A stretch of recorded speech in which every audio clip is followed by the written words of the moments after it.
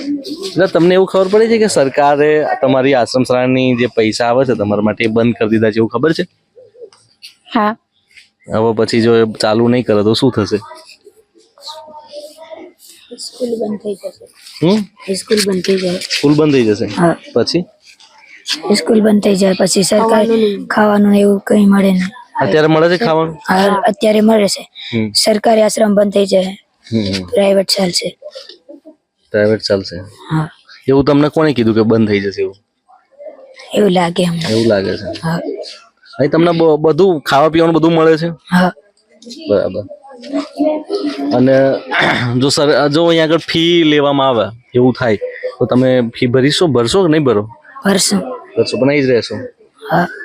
બરાબર. તો તમારે શું કેવું છે સરકારને?